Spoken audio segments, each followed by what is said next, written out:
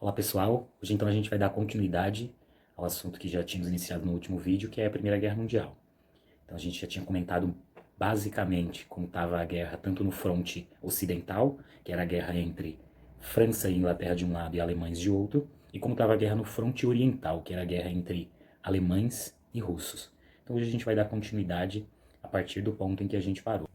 Porque já havíamos trabalhado as diferentes fases da guerra no fronte ocidental, que é a guerra de movimento, ocorrida no primeiro mês do conflito, basicamente o mês de agosto de 1914. E a guerra de trincheiras, que ocorre basicamente nos 4 anos seguintes. E a gente discutiu um pouco também de como estava a guerra no fronte oriental, entre russos e alemães, mostrando como os alemães estavam levando imensa vantagem contra os russos. O ponto que a gente ainda não tratou é do papel dos italianos na guerra. Até 1914, a Itália fazia parte da Tríplice Aliança, formada por Itália, Alemanha e Império Austro-Húngaro. Só que, alegando que a guerra de seus parceiros era uma guerra ofensiva e não defensiva, a Itália permanece neutra no início do conflito. Isso muda em 1916, quando os italianos acabam sendo convencidos por franceses e ingleses a entrarem a seu lado no conflito, ou seja, contra os alemães. A Itália acaba mudando de lado. E o motivo da Itália ter mudado de lado foram as promessas feitas por franceses e ingleses. Eles prometeram, entre outras coisas, que uma vez terminado o conflito, se eles vencessem, todas as colônias alemãs seriam entregues aos italianos. Então era um prêmio motivador para os italianos entrarem no conflito do lado oposto. A essa altura do conflito já é possível perceber que os protagonistas da guerra eram, de um lado, franceses, ingleses e russos, e de outro, os alemães. Então, o conflito é interessante por conta disso. Porque um lado ele tem vários atores importantes e o outro ele tem basicamente a presença dos alemães. O conflito não ficou restrito somente a esses territórios. Eu já havia mencionado que a Sérvia estava do lado dos russos, portanto contra os alemães, e que o Império Austro-Húngaro estava do lado dos alemães. Só que outros atores passaram a atuar também nesse conflito. Por exemplo, havia um império que tinha ainda áreas do território europeu e também do território asiático, que era o Império Turco Otomano, que tem uma existência de vários séculos e era considerado por muitos o doente da Europa, porque era um território muito atrasado, agrário, andando na contramão das principais potências industrializadas. O Império Turco Otomano tinha entrado no conflito ao lado dos alemães. E um território que já fez parte do Império Turco Otomano, mas naquele momento já era um país independente, a Bulgária, entrou na guerra contra os alemães. Mas até agora, todos os atores envolvidos são europeus. Também tem outros atores fora do território europeu que tornam possível a gente dizer que essa guerra foi de fato uma guerra mundial. Por exemplo, algumas colônias inglesas enviaram tropas em auxílio aos ingleses e franceses. Tropas foram enviadas, por exemplo, do Canadá, na América, da Austrália e da Nova Zelândia, na Oceania, da África do Sul, no continente africano. Se vocês observarem, portanto, do ponto de vista do apoio militar, essa guerra já pode ser considerada mundial. O conflito, evidentemente, também se estendeu para as colônias africanas e asiáticas. Uma das principais razões para a eclosão do conflito foi a disputa colonial envolvendo as principais nações industrializadas da Europa. Então houve conflito armado entre tropas, por exemplo, inglesas e alemãs, em territórios coloniais. No continente asiático também havia uma potência industrial com pretensões imperialistas, que é o Japão. E o Japão, nesse conflito, também entrou contra os alemães e acabou obtendo algumas vitórias no território do Oceano Pacífico, obtendo grande vantagem do ponto de vista da conquista territorial e ampliação de suas áreas. Então os japoneses também tinham pretensões coloniais no continente asiático e em ilhas do Oceano Pacífico. O conflito, como vocês sabem, foi tremendamente prolongado, durou mais de 4 anos. E todos os atores envolvidos no início da guerra imaginavam que ela teria uma duração curta, de 6 meses ou um pouco mais. Nenhum dos grandes agentes envolvidos imaginava que a guerra teria uma duração tão comprida.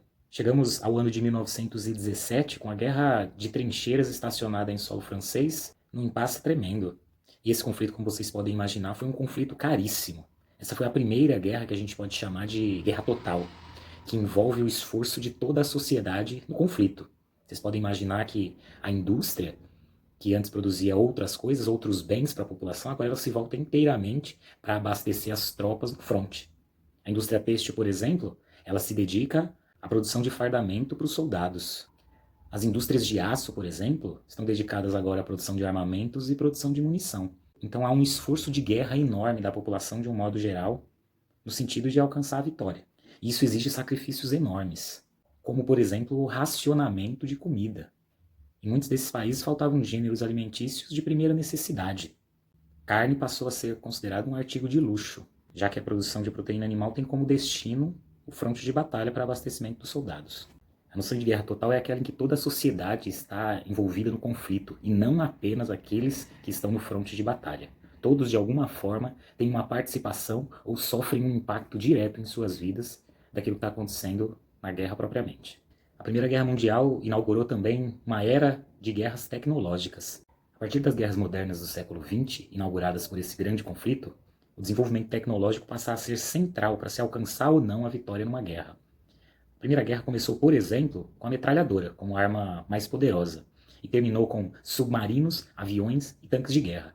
A Segunda Guerra começou com submarinos, aviões e tanques de guerra e terminou com a bomba atômica. E depois disso, ao longo da Guerra Fria, entre Estados Unidos e União Soviética, foi sendo desenvolvida uma série de armamentos com uma capacidade destrutiva cada vez maior. E tudo isso começou na Primeira Guerra Mundial. Só para que vocês entendam o tamanho do impacto econômico dessa guerra nos cofres das nações envolvidas. A gente pode dizer que o esforço de guerra foi tão grande que mesmo as nações vencedoras também saíram imensamente endividadas no conflito. Tanto Inglaterra quanto França, que foram as principais vencedoras no território europeu, saíram endividadas. Nesse sentido, o maior beneficiário da guerra foi um país que estava completamente distante do conflito, pelo menos nos 3 anos iniciais de sua ocorrência, que foi os Estados Unidos. Só para que vocês tenham uma ideia do benefício que foi esse conflito para os Estados Unidos, no início da guerra, os Estados Unidos tinham uma dívida para com os países europeus de cerca de 3 bilhões de dólares. Terminada a guerra, os Estados Unidos não só tinham quitado essa dívida, como agora tinham um crédito com os países europeus de cerca de 11 bilhões de dólares, ou seja, essas nações envolvidas com a guerra deviam agora para os Estados Unidos essa quantia de 11 bilhões de dólares. Ao longo desse período também, a indústria americana, em função do abastecimento dos mercados europeus em guerra, cresceu enormemente e a população alcançou o pleno emprego. Por mais que depois os Estados Unidos tenham entrado no conflito, a guerra jamais aconteceu em solo americano. Portanto, são múltiplos os benefícios dos Estados Unidos nesse conflito. E é principalmente para os Estados Unidos que essas nações envolvidas na guerra, essas nações europeias, estão devendo agora. Mas vamos voltar para a guerra. O ano é 1917, no fronte ocidental, a guerra está estacionada, ainda é uma guerra de trincheiras, em que franceses e ingleses de um lado defendem suas posições e do outro os alemães fazem o mesmo. Só que no fronte oriental, que é a guerra entre alemães e russos, a guerra tem avançado. E os alemães avançaram tanto sobre o território russo que chegaram a tirar deles cerca de 1/3 de todas as suas terras cultiváveis. Então os russos estão perdendo de lavada para os alemães nessa guerra. Já se passaram 3 anos, a população russa, como eu disse no vídeo passado, está faminta, não aguenta mais a guerra, a derrota é coisa quase certa e a popularidade do governo tem caído bastante. A Rússia é um país ainda muito atrasado economicamente. Por mais que tenha passado pela segunda revolução industrial, ainda era um país com apenas 5% de sua população economicamente ativa trabalhando na indústria. Mais de 80% dos russos trabalhavam no campo, viviam de atividades agrárias. Do ponto de vista político, a Rússia também era um país muito atrasado. A Rússia ainda tinha um rei absolutista. A França, durante a Revolução Francesa de 1789, ela acabou com um absolutismo em seu território. 1789. Em 1917, a Rússia ainda tinha um rei absolutista. O feudalismo só foi oficialmente abolido na Rússia em 1861, quando a servidão foi proibida por lei. Só para que vocês tenham uma noção do quadro geral russo naquele período. E aí vocês entendem por que no início do conflito os alemães perceberam que os russos tinham muito menos armamentos do que soldados. A Rússia parou no tempo sob muitos aspectos. E a insatisfação no território russo só crescia, principalmente nas grandes cidades, que aí tinha uma presença mais significativa da indústria, como a capital, que era São Petersburgo, e Moscou. Nesses territórios, o movimento operário era muito forte. E os movimentos operários russos, nesse período, eles eram imensamente influenciados pelos ideais socialistas. Então, grande parte do movimento operário russo defendia a derrubada do czar, né, que é o rei russo, o rei absolutista russo, para a instauração de um governo socialista, um governo que abolisse a propriedade privada dos meios de produção e que tornasse possível que os trabalhadores organizassem o trabalho e a produção dentro das fábricas e que eles próprios dirigissem os negócios da política nacional. Só que dentro de um país absolutista como era a Rússia, naturalmente um partido socialista não seria permitido. Então os intelectuais socialistas russos, que tinham fundado um partido de viés socialista no final do século XIX, 1898 para ser mais preciso, e o partido, enquanto atuou dentro do território, atuou na clandestinidade. Podemos dizer que o movimento operário russo, em função da guerra prolongada, da negativa do czar de retirar a Rússia da guerra, da fome do povo, das dívidas russas, do atraso econômico do território, que por todas essas questões era possível que houvesse uma revolução socialista dentro da Rússia, ou era possível pelo menos que o governo czarista, que o governo absolutista russo fosse derrubado. Só que esses intelectuais socialistas russos, esses candidatos a revolucionários, não estavam na Rússia, eles estavam exilados na Suíça. O principal líder socialista russo era um sujeito chamado Vladimir Ulyanovich, mas ele era mais conhecido como Lenin. Mas vamos voltar para a guerra. O que está acontecendo no fronte oriental? A Alemanha avança sobre o território russo, mas os russos, liderados pelo seu czar, não se rendem. Está chegando num momento em que a Alemanha não consegue mais arcar com os custos de guerra e é preciso que ela acabe o mais rápido possível. E para que os alemães consigam pôr fim à guerra, é preciso inicialmente forçar a rendição dos russos para que os exércitos alemães se voltem com toda a força contra ingleses e franceses no fronte ocidental, rompendo assim com as trincheiras inimigas, levando vantagem também no fronte ocidental. Os alemães percebiam qual era o delicado cenário russo naquele período. Entendiam que o movimento operário estava disposto a fazer uma revolução, mas não tinha a experiência necessária para levá-la adiante. E que uma classe de intelectuais socialistas russo tinha essa condição de conduzir o processo revolucionário, mas estava fora da Rússia. E essa gente socialista toda defendia a imediata retirada da Rússia do conflito. Como o poder constituído na Rússia, liderado pelo czar Nicolau II, se negava a retirar a Rússia do conflito, o ideal para os alemães seria que esse governo russo caísse, que fosse derrubado. Havia a possibilidade de insurgência popular, principalmente a partir dos movimentos operários. E esses movimentos tinham até o interesse de levar adiante um processo revolucionário de cunho socialista, mas eles não tinham a experiência necessária para levar esse projeto adiante. Quem tinha a condição de conduzir esse movimento operário para a revolução eram os intelectuais socialistas russos que estavam exilados na Suíça. Olhando para esse cenário, os alemães percebiam que um movimento popular, um movimento operário socialista russo poderia acontecer e derrubar o czar do governo, e esses socialistas eram contrários à continuidade da Rússia na guerra. Os alemães, portanto, entendiam que a presença desses intelectuais socialistas russos que estavam exilados na Suíça seria fundamental para a retirada da Rússia do conflito. Daí surge a ideia do governo alemão de mandar blindar um trem e encher esse trem de revolucionários socialistas russos lá na Suíça, na cidade de Zurique, e levá-los direto ao Império Russo, para que esses socialistas pudessem conduzir o processo revolucionário no Império, derrubando o czar Nicolau II e retirando a Rússia da guerra. Dentro desse trem blindado, enviado pelos alemães, estavam grandes figuras, dentre elas o próprio Lenin. E esse trem foi enviado no mês de fevereiro de 1917. Foi uma cartada dos alemães na tentativa de retirar os russos da guerra. E do outro lado, no fronte ocidental, a estratégia alemã foi se modificando ao longo do tempo. Entendendo que o apoio dos ingleses era fundamental para que os franceses conseguissem manter suas posições, os alemães, com a sua grande invenção no período da guerra, o submarino, passaram a atacar os navios que se aproximavam da costa inglesa para impedir que os ingleses fossem abastecidos de mercadorias que vinham de diferentes regiões. Grande parte desse abastecimento era comida destinada à própria população. Em outras palavras, a estratégia alemã, em determinado momento, passou a ser a de matar os ingleses de fome e assim forçar a sua saída da guerra. Alguns desses navios que os alemães afundaram eram dos Estados Unidos. E foi exatamente o afundamento desses navios a desculpa que os americanos encontraram para entrar no conflito. O ano é 1917. Os Estados Unidos já haviam ganhado muito com a guerra, já haviam ampliado demais a sua indústria e buscavam uma desculpa para conseguir entrar no conflito. O afundamento desses navios foi, então, a desculpa necessária para que eles entrassem na guerra. E agora os alemães têm um problema ainda maior.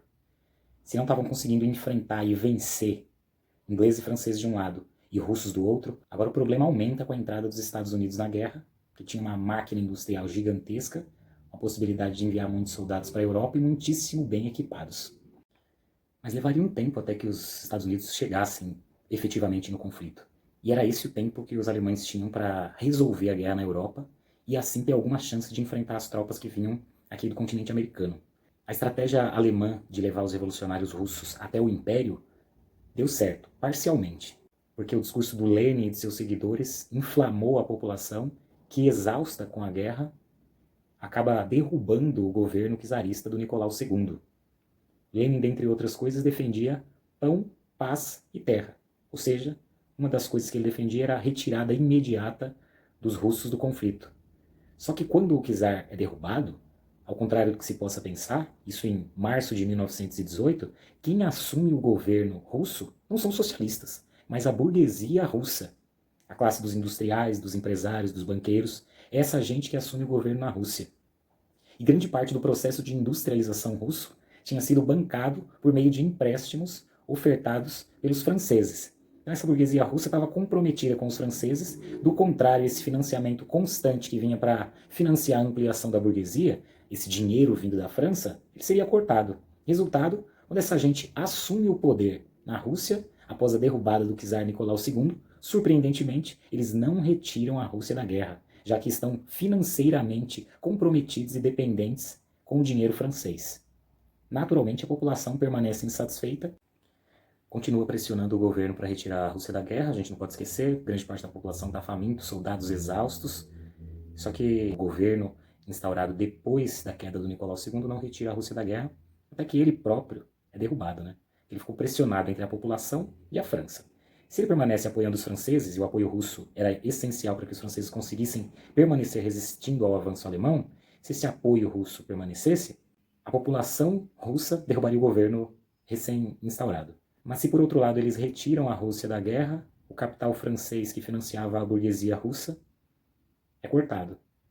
Então eles acabam tomando a decisão de permanecer do lado do capital francês, e isso faz com que em outubro, 6 meses depois mais ou menos de terem assumido o governo, eles sejam derrubados, e aí sim, na Rússia se instaure um governo de inspiração socialista, liderados por Lenin. E os socialistas passam a negociar com os alemães agora, em separado, a retirada da guerra.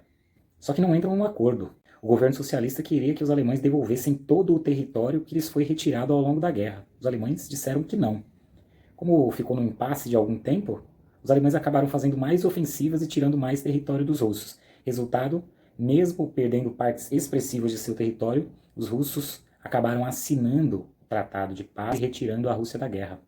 Só que a paz foi assinada tardiamente, apenas em março de 1918. Os alemães finalmente puderam voltar toda a sua força para o fronte ocidental, ainda fizeram uma tentativa desesperada de vencer a guerra contra ingleses e franceses até março de 1918, mas essa última tentativa, esse último suspiro alemão acabou fracassando, as tropas dos Estados Unidos chegaram e, por fim, em novembro de 1918, finalmente, os alemães assinam o armistício e se rendem no conflito. Então, em novembro de 1918, tem fim a Primeira Guerra Mundial.